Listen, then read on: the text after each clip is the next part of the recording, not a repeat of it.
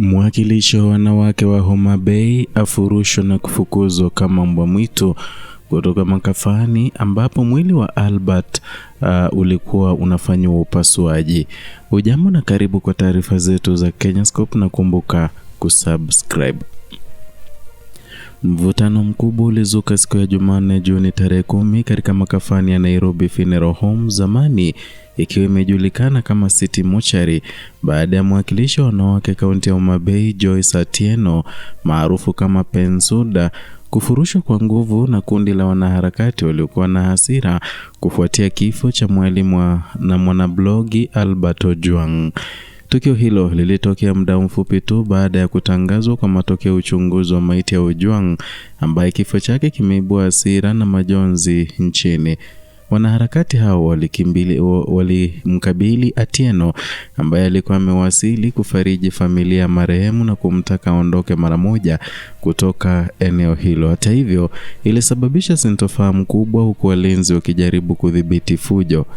Kwa mujibu wa mashuhuda, kilichochochea hasira ya wanaharakati ni kile walichokitaja kama unafiki na kutofautiana kisiasa kuhusu msimamo wa baadhi ya viongozi wa Homa Bay kuhusu kifo cha Ojwang.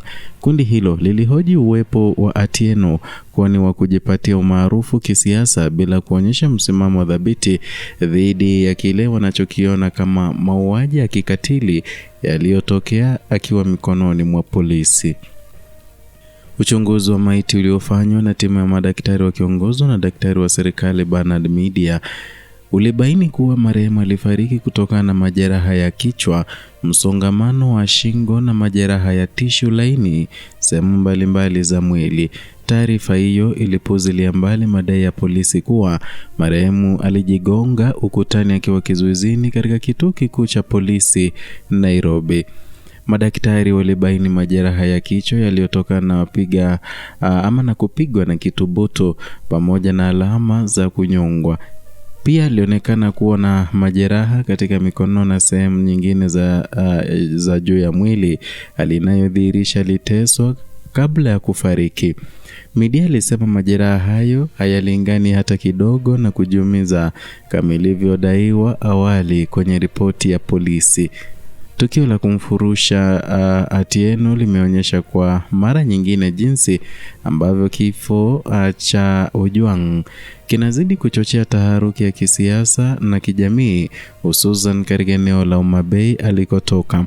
Wananchi na wanaharakati wanazidi kushinikiza uwazi na haki, wakisema kuwa ukweli kuhusu aliyesababisha kifo hicho lazima ujulikane. Huku hayo yakiendelea, mashirika ya haki za binadamu na viongozi mbalimbali wamekuwa wakitoa wito uchunguzi huru na kina kufanyika. Wanasisitiza kuwa haki kwa Ojwang ni muhimu sio tu kwa familia bali kwa taifa zima katika kuhakikisha uwajibikaji wa maafisa usalama. Kifo cha Ojwang sasa kimegeuka na kuwa ishara mpasuko wa imani kati ya wananchi na vyombo vya usalama, alinayodaiwa kuhitaji hatua za haraka kurejesha imani ya umma kwa mfumo wa haki na sheria.